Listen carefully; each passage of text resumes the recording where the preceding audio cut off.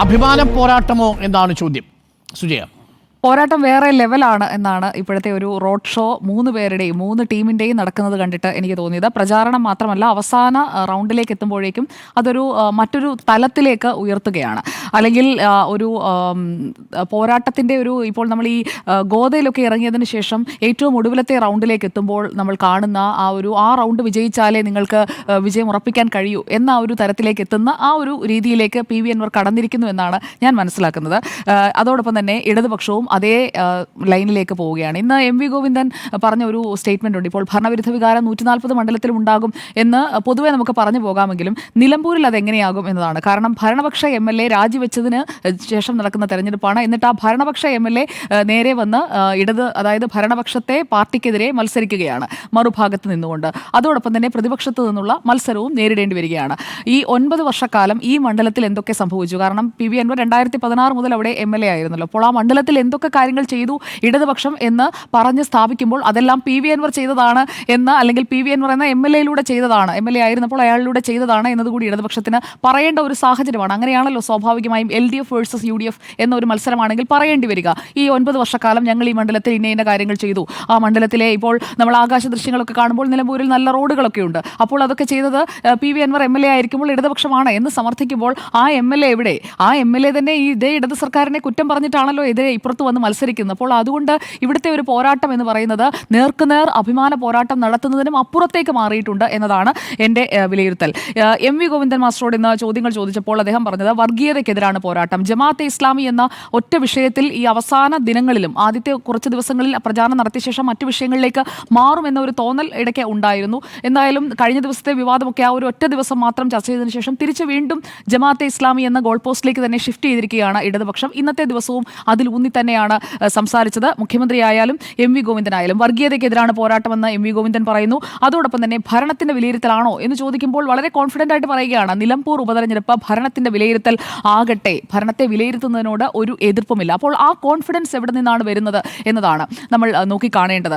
ഈ ജമാഅത്തെ ഇസ്ലാമിയുമായിട്ടുള്ള കൂട്ടുകെട്ടിനെതിരായ ഒരു വിധിയെഴുത്തായി നിലമ്പൂരിലെ ഉപതെരഞ്ഞെടുപ്പ് ഫലം വരും എന്ന് ഇടതുപക്ഷം കരുതുന്നുണ്ട് എന്നതിന്റെ ഒരു സൂചനകൾ മുഖ്യമന്ത്രിയുടെ ഇന്നത്തെ പോത്തുകല്ലിലെ പ്രസംഗത്തിൽ കൃത്യമായി അദ്ദേഹം പറയുന്നുണ്ട്. പോത്തുകല്ലിൽ മുഖ്യമന്ത്രി പിണറായി വിജയൻ പറഞ്ഞത് കേരളത്തിലെ എല്ലാ മുസ്ലിം സംഘടനകളും ജമാഅത്തെ ഇസ്ലാമിയെ അകറ്റി നിർത്തിയതാണ്. മുസ്ലിം ലീഗ് നേതൃത്വത്തിന്റെ അറിവോടെയാണ് കോൺഗ്രസ് ഇപ്പോൾ ജമാഅത്തെ ഇസ്ലാമിയുമായി ബന്ധപ്പെട്ടത്. പോത്തുകല്ലിലെ പൊതുയോഗത്തിൽ മുഖ്യമന്ത്രി വളരെ ഡയറക്റ്റ് ആയിട്ട് ഇക്കാര്യം തന്നെ എടുത്തു പറയുന്നു, അല്ലെങ്കിൽ ആവർത്തിക്കുന്നു എന്നത് ഒരു സൂചന തന്നെയാണ്. ഇനിയിപ്പോൾ ചൊവ്വാഴ്ച വരെയാണ് പരസ്യ പ്രചാരണത്തിനുള്ള സമയം. ഒരു കാര്യം ആവർത്തിച്ചുറപ്പിക്കുന്നത് ആളുകളുടെ മനസ്സിൽ അത് രജിസ്റ്റർ ചെയ്യുന്നതിന് വേണ്ടിയാണ്. അത് സംസ്ഥാനത്തിന്റെ മുഖ്യമന്ത്രി തന്നെ ചെയ്യുകയാണ്. അപ്പോൾ മുസ്ലിങ്ങൾ എല്ലാവരും ജമാഅത്തെ ഇസ്ലാമിക്ക് അനുകൂലമല്ല. മുസ്ലിം രാഷ്ട്രം, മതരാഷ്ട്രം രൂപീകരിക്കുക എന്ന ജമാഅത്തെ ഇസ്ലാമിയുടെ നയത്തിന് മുസ്ലിങ്ങളെല്ലാം അനുകൂലമല്ല. അതൊരു വസ്തുതയാണ്, യാഥാർത്ഥ്യമാണ്. ആ യാഥാർത്ഥ്യത്തെ ഇവിടെ ആരാണ് അങ്ങനെ അല്ലാതാക്കി മാറ്റാൻ ശ്രമിക്കുന്നത്? അതിന്റെ ഉത്തരം UDF എന്നതാണ്.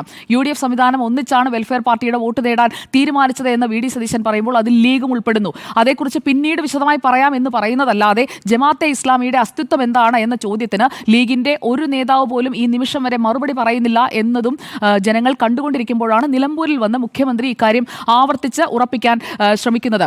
അദ്ദേഹം പറഞ്ഞ വാചകങ്ങൾ ഇങ്ങനെയാണ്. To quote CM, Jamaat-e Islami നമ്മുടെ നാട്ടിൽ അപരിചിതമായ ഒന്നല്ല, എല്ലാവർക്കും പരിചിതമായ പേരാണ്. അവരെ കൂടെ കൂട്ടാൻ പറ്റില്ല എന്ന നിലപാട് നാട് നേരത്തെ സ്വീകരിച്ചിട്ടുണ്ട്. മുസ്ലിം ലീഗ് നേതൃത്വത്തിന്റെ അറിവോടെയാണ് ബന്ധപ്പെട്ടത്. അതോടൊപ്പം തന്നെ കഴിഞ്ഞ ദിവസം പറഞ്ഞ പാണക്കാട് ശിഹാബ് തങ്ങളും ഹൈദരലി തങ്ങളും ജമാഅത്തെ ഇസ്ലാമിയുടെ ക്ഷണം സ്വീകരിച്ചിട്ടും അവരുടെ വേദികളിൽ പങ്കെടുത്തില്ല എന്ന കാര്യം കൂടി ആവർത്തിച്ചുറപ്പിക്കുന്നത് അവിടുത്തെ മുസ്ലിം വോട്ടുകൾ കൃത്യമായി ഇപ്പുറത്തേക്ക് ഷിഫ്റ്റ് ചെയ്യിക്കുന്നതിന് വേണ്ടിയാണ്. ഒന്നുകിൽ പി വി അൻവറിന് അല്ലെങ്കിൽ ഇടതുപക്ഷത്തേക്ക് വോട്ടുകൾ മാറ്റാൻ ഈ ജമാഅത്തെ ഇസ്ലാമി കൂട്ടുകെട്ടിനെ കുറിച്ചുള്ള ആവർത്തിച്ചുള്ള ഈ വാചകങ്ങൾ ഉപയോഗപ്പെടാനുള്ള ഒരു സാധ്യതയുണ്ട്. സ്വാഭാവികമായും കൂടുതൽ സാധ്യത കിടക്കുന്നത് പി വി അൻവറിനാണ്. കാരണം ജമാഅത്തെ ഇസ്ലാമിയുമായിട്ടുള്ള കൂട്ടുകെട്ടിനെ പറ്റി, UDFന്റെ ഈ നയത്തെപ്പറ്റി മുഖ്യമന്ത്രി വിമർശിക്കുമ്പോൾ പി വി അൻവറുടെ മറുഭാഗത്ത് കൂടി ജമാഅത്തെ ഇസ്ലാമിയുമായി ചേരാതെ നിൽക്കുന്ന ലീഗിലെ വോട്ടുകളടക്കം കൊണ്ടുവരാൻ സാധിക്കുന്ന ഒരു സാഹചര്യം അവിടെയുണ്ട് എന്നാണ് ഞാൻ കരുതുന്നത്.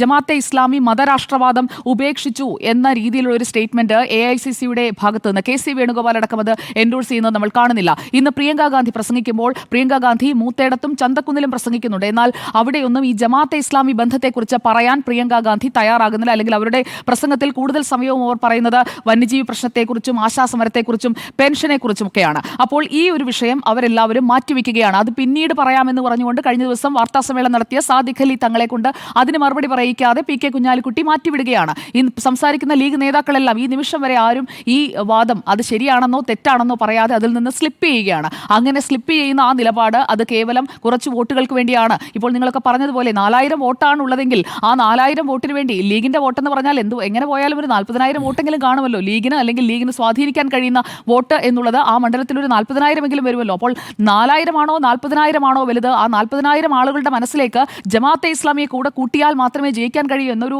തീരുമാനം കൊണ്ടുവന്ന് വെക്കുമ്പോൾ ജമാഅത്തെ ഇസ്ലാമിയെ അംഗീകരിക്കാത്ത നിലമ്പൂരിലെ മുസ്ലിങ്ങൾ എടുക്കാൻ പോകുന്ന നിലപാടെന്ന് പറയുന്നത് പ്രധാനപ്പെട്ടത് തന്നെയാണ്. അതിനെയാണ് എൻകാഷ് ചെയ്യാനായിട്ട് ഇപ്പോൾ പി വി അൻവർ ശ്രമിച്ചുകൊണ്ടിരിക്കുന്നതെന്നാണ് ഞാൻ മനസ്സിലാക്കുന്നത്.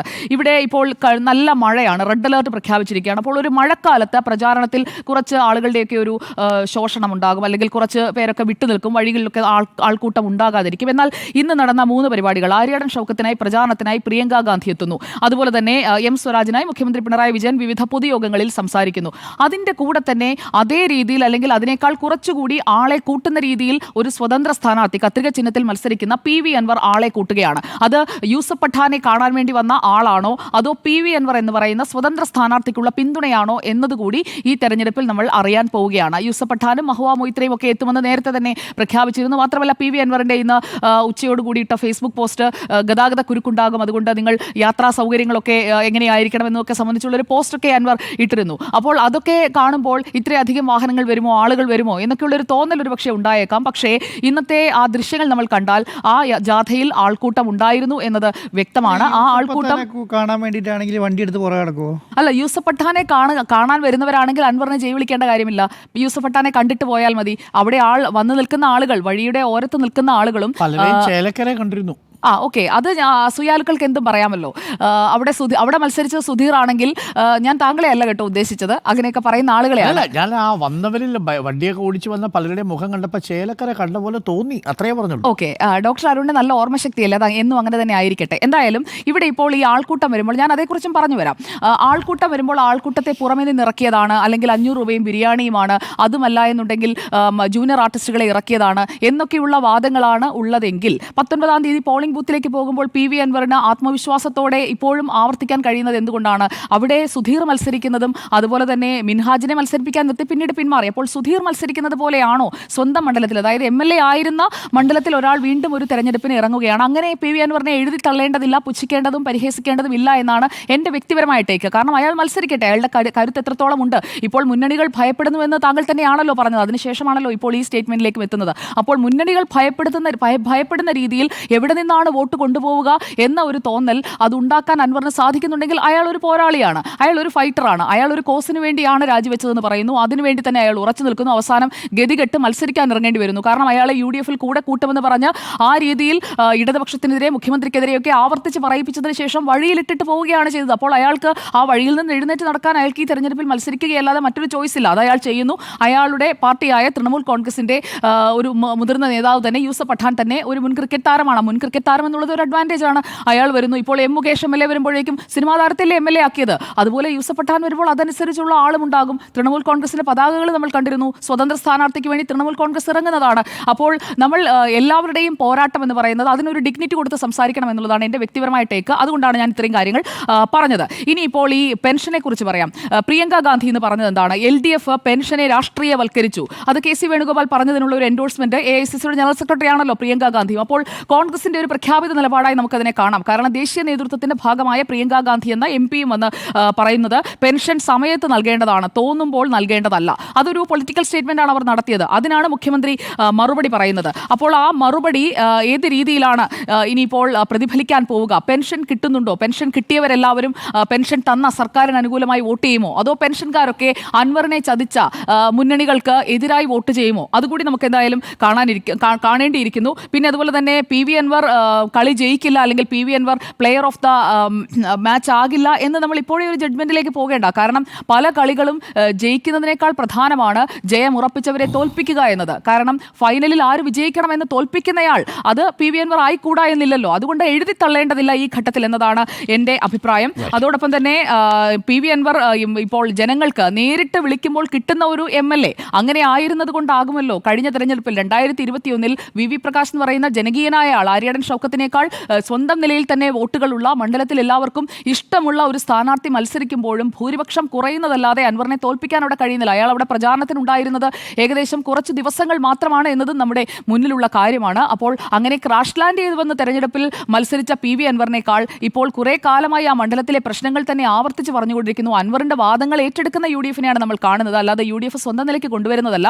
അപ്പോൾ ഇടനിലക്കാരില്ലാതെ ബന്ധപ്പെടാൻ കഴിയുന്ന അൻവർ സ്വതന്ത്രനായി നമുക്കൊപ്പം തുടരട്ടെ എന്ന് ആ മണ്ഡലം തീരുമാനിച്ചാൽ തെറ്റു പറയാൻ കഴിയില്ല. അങ്ങനെ വീഴുന്ന വോട്ടുകൾ ആരുടെ ചങ്കിടിപ്പ് കൂട്ടുമെന്നറിയാൻ 23 വരെ കാത്തിരുന്നേ പറ്റൂ. ഒന്നും എഴുതിത്തള്ളാനോ അല്ലെങ്കിൽ ഒന്നും പ്രെഡിക്റ്റ് ചെയ്യാനോ കഴിയാത്ത തരത്തിലാണ് നിലമ്പൂരിന്റെ നിലവിലത്തെ രാഷ്ട്രീയം എന്നതാണ് എൻ്റെ അഭിപ്രായം.